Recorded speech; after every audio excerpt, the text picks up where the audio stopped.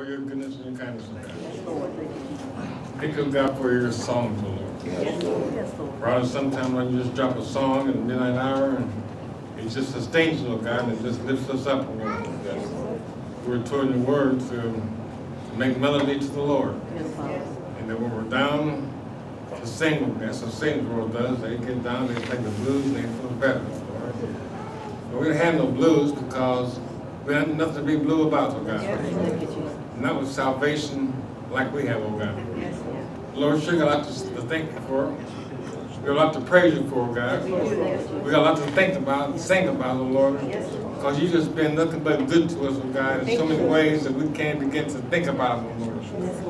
We pray, oh God, right now for the service today. We pray, oh God, for those, oh God, who think enough of you in your word to be here, oh God. Well, this church is a word experience, oh God. We're here to listen to what you do best. What you do best is you seem to like showing off your word. Lord, we seem to like you showing off your word. So we pray, oh God, today you show off. Let's put your word on display front and center and speak it loud. Let the Holy Ghost have his way, oh Lord. And in the process, oh Lord, if anybody's sick, as you're passing by them, oh Lord, let your shadow fall upon them, oh Lord, and heal their body. Anybody, oh God, that's just down on the ground, pick them up, oh Lord. Let your spirit lift them up and encourage them, oh God. We pray, oh God, for those, Lord, who had a tough week. That's true. You're already sustainable, Lord. Now, God, help us to remember all the way you led us. So that when next week comes, if it's tougher, oh God, we already know you're able to do toughness, oh God. We pray, oh God, you help us to endure hardness as good soldiers, oh Lord. We spoke to the word a lot about persecution, tribulation, because of the word. And Lord, now for the first time in the congregation, we're already beginning to experience these things. We pray, oh God, not to let this mountain pass, oh Lord, but give us the strength to climb it. We ask in Jesus' name. In Jesus' name. Amen.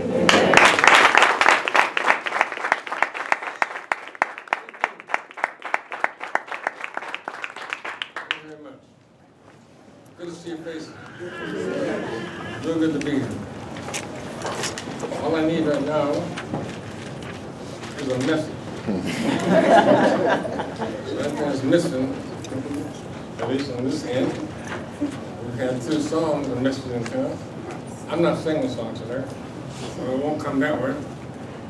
So, let's turn to 2 Timothy. I like to do communion in the second service, so I'm not going to be real long. But it doesn't mean go to sleep.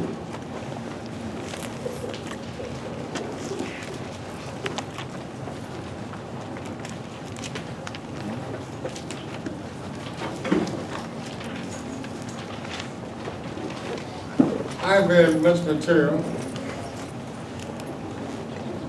about Timothy being Paul's son in the gospel.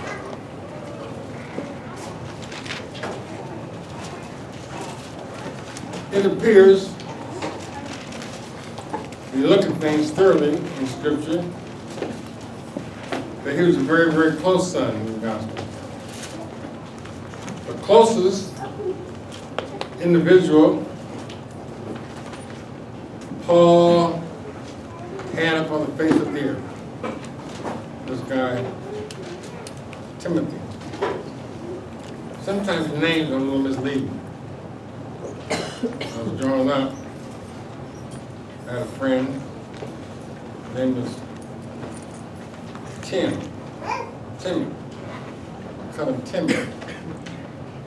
Which was cool with other kids. Then he got older. His mom began to call him Timmy. She called him Timmy. Dropped the me. Just Timmy Tim.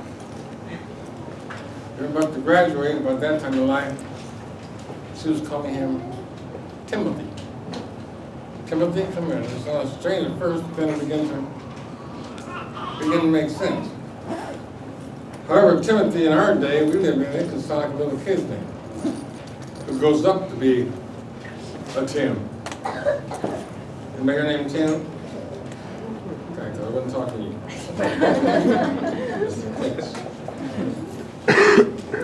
I say those things because of what Paul says in verse 10, chapter 3. But thou hast fully known my doctrine.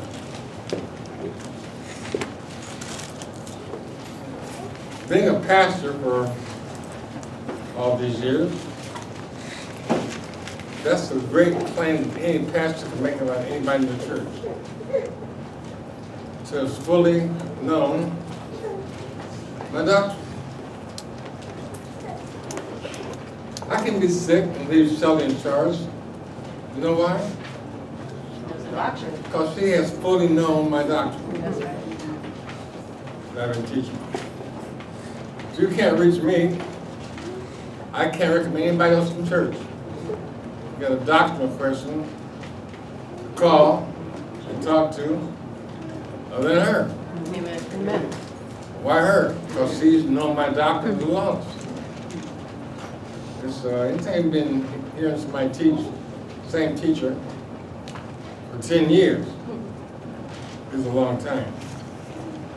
20 years speaks rings. 30 years, you're a disciple. She's been knowing my doctrine longer than that. And we became friends. Not married. We became friends over the doctrine. A date for us was go to a hamburger and milkshake and the Bible. And have a doctrine session. And it was fun. You look at different scriptures, we speculate, and be wrong half the time. But it was exciting to find somebody who loved the Word as much as I did. And of course, the knowing someone is fully knowing someone's doctrine. Automatically with it comes you get to know their manner of life. You get to know them. I've said many times, particularly when I was trying to promote the first book to people who knew me, I would tell them, I said, you really don't know me. I said, you really don't get to know me. Read this. This is me. It's as in-depth, as involved. It's like taking off your clothes on somebody. I said, this is me exposed. And you know, the doctrine that God has given to me. So with the doctrine comes your manner of life. He said his purpose. To go so deep in understanding someone to understand their actual purpose in living. My natural brothers and sisters can't say that. They don't know me. They have no knowledge of my doctrine. They have zero, I think they do, knowledge of my manner of life. And when it comes to knowing me and my purpose in life, they couldn't tell you. It shows simple purpose. Those who know me know my purpose is to see Jesus. That's my whole goal in life. That's all I want out of life. To see the Lord. With life also comes persecution. Paul said, you know my persecution. That's a component that makes friendship. You can be somebody's friend. They call them fair weather friends. At a distance. Things are going smooth in their life and so forth. A lot of people will abandon you quickly when things in your life do not go the way they like for them to go. When it becomes when your life becomes an inconvenience for their life. You know? It's kind of like, I've had a few friends, and since I've been sick, they just abandoned me. You know, you're going to drop by, just pop by, and do nothing in the mailbox there. Just think about it. How you doing? Just nothing. And I understand, you know. They don't want to be associated with this side of my life because it might bring some demands and problems in their life that they really don't want to deal with. I can't ask them to run the routes real quick and get this, that, there, so forth. You know, if they're not there. I may need them, but if they're not there, they can't be used. And therefore, they have to go through the hassles that come with your life.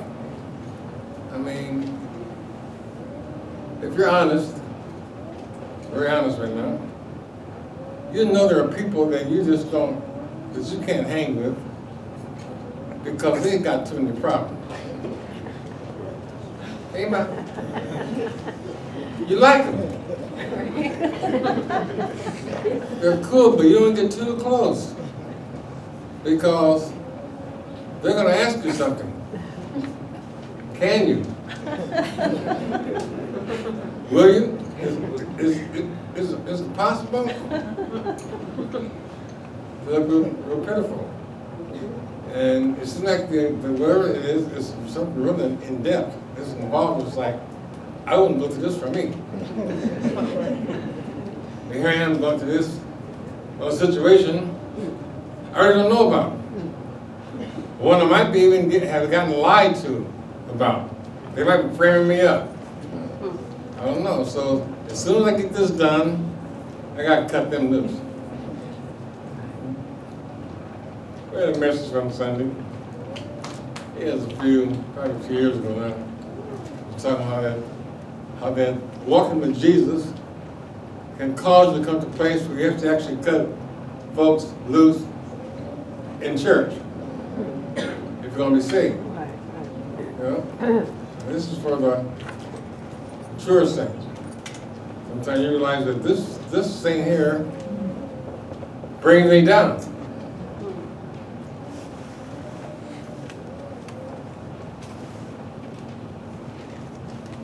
They are a part of my persecution. I can live without this. Anybody? Amen. And she kind of like just sidestep there. When church is over, you go a different direction.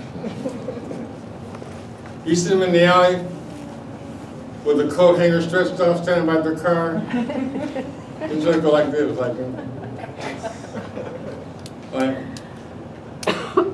I didn't really see that. That wasn't going to happen. Persecutions is just easier to get away from. And Paul said Timothy has known his persecutions. Evidently, Timothy was not a fair weather friend. Timothy stuck with Paul. Although Timothy was a young man, way younger than Paul, he stuck with Paul through thick, thin, hell, and high water. Why? Because he fully understood his doctrine. Your doctrine and what you believe in God's word is what drives you. And being saved is not an escape from reality. It's facing reality head on, taking the bull by the horns and saying, this is what it is, Lord, help me. Amen. This is what it is. It's like with Job. And we thought so many years, I did, that Job was an aberration. He was not your norm. I was stunned when God and the Holy Ghost began to teach me that Job was the example of a saint. And what a saint goes through.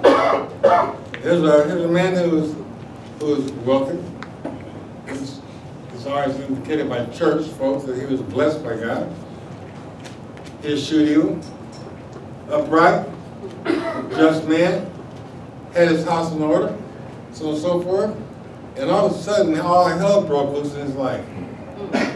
Because of a conversation that God and Satan had that Job knew nothing about. And during the entire conflict, God never pulled Job aside and saying, look, this is going to end your story because I talked to Satan in heaven.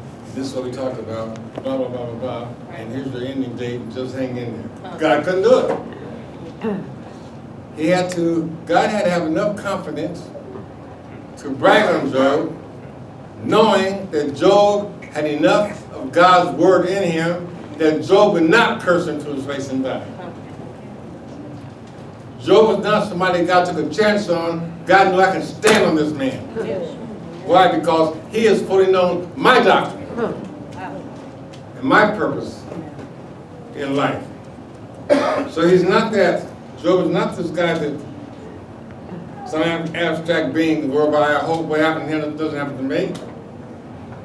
Hope it doesn't either. Sometime lately, in the last few weeks, it's like I had to keep comparing myself to what he went through.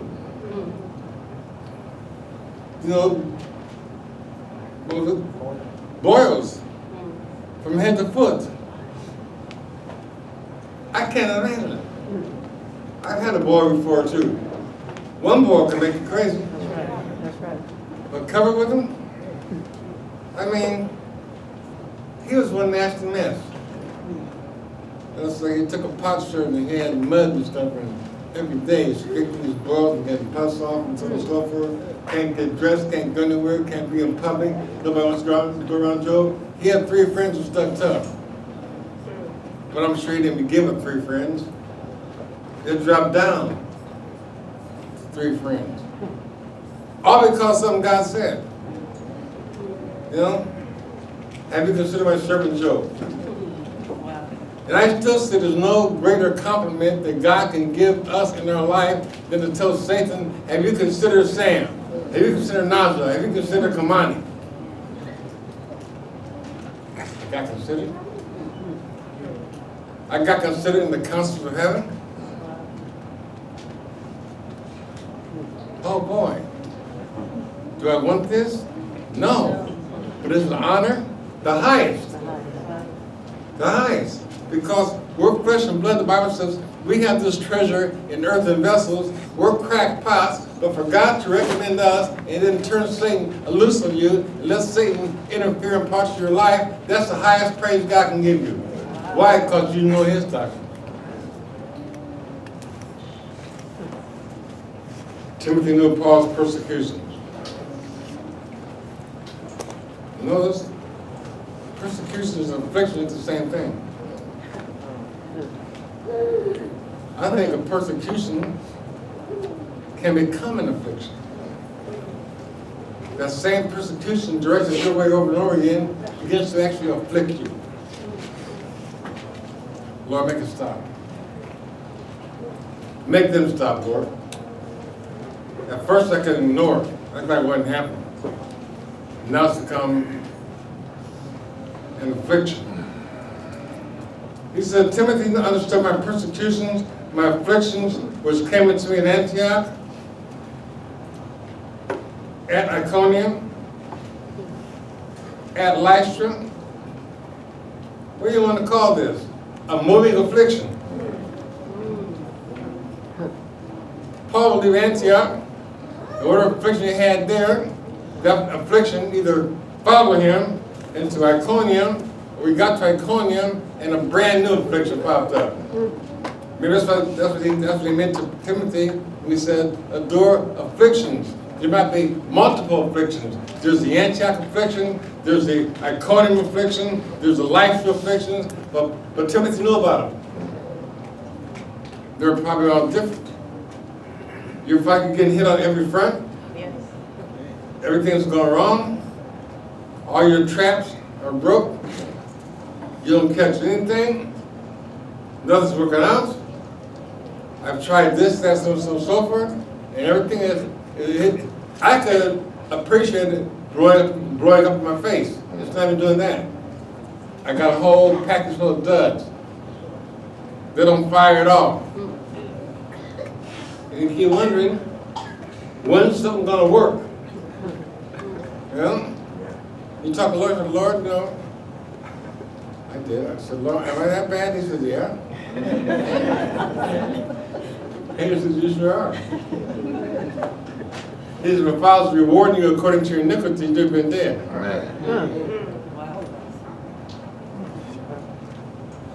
All of us. He should mark us according to our mental capacity, our mental state. We wouldn't be here today. Thank God for His grace then. We start quit focusing on how bad or good I am, which neither one of us even matters, and realize that we're not for the grace of God. New morning by morning, I see brand new mercies, and it's not but for the mercy of God, I'm not consumed. Amen. You say, thank you, Jesus, and that's when you get to the point, in all things you give thanks because He's there in all my mess. That's right. Amen. Whatever I'm going through. Well, persecution, I endure. But I know them all. I can stop right there. But out of them all, which makes me think they're multiple. They are different fronts. It's not just my mind. This is happening here, and that is happening there, and this situation is different than there. And it's all, I'm surrounded by trouble. Wow. That's what happened to Jesus. When he wrote when David was moved upon by the Holy Ghost to write the crucifixion song before the crucifixion ever happened, Jesus said, the writer of the Holy Ghost said, the bulls of Bashan have surrounded me. He said, the camp of the enemy has closed in on me. His people, Mary and then, his mother and the other Marys and stuff, they're on the outside of the perimeter. And when it came right down to it, when it became Satan's hour and power of darkness, there's not a righteous person near the cross. Nobody close to the cross, and he went through it anyhow. Unless it's like that got that bad in your life, then thank God. Expect a little bit. If you're going through here and just getting through and things are going pretty good, like, oh, they're okay. Something's wrong. There should be something there that's not okay at all. It ain't been okay for a long time. And you actually got to fix it. And those things God's other thing. You have to keep in mind, keep in mind that His ways are my ways, and His thoughts are my thoughts, and I present it to Him. Now let it go, take your burdens to the Lord, and leave them there, and walk away from Him. Give it to Him. You have to keep on breaking down each time, and well, Lord, you know, God ain't stupid. Right. He got the first time. He allowed to come your way. Well, in case you think you're different or special, read this verse. Yea, and all that will live godly in Christ Jesus shall suffer persecution. How's that sound? Try this shoe on. It's going to fit. All of you who are trying to make a mark for righteousness in this world, you're going to suffer persecution. You say, all I'm trying to do is do what's right by people, and I get, I always get messed over. That's how it's supposed to work. All I'm doing is just trying to represent the Lord and live righteous and try to obey God's word the best I know how. Every time I do it, I get stepped on. Hey, welcome to the crowd. That's the activation switch. That's what makes the whole thing work. Evil men and seducers, they're going to be there. And while they're going to wax worse and worse. Be deceiving and being deceived. But what do you do? You continue the things which thou hast learned. Forget the feelings. I've learned some things about God. I know the Lord is my shepherd. I shall not want. I know things about God that He has to come through. He's the God that said, don't forget how far I've led you. Remember on the way. He wants you to remember. He wants you to remember your bad times and the tough times and how God took you through. And so when you come to a worse and the deceiving and being deceived element, you will break through because you know Him. You have fully known His doctrine. But continue the things which thou hast learned. It has been assured of, knowing of whom thou hast learned them. Who's that? Man!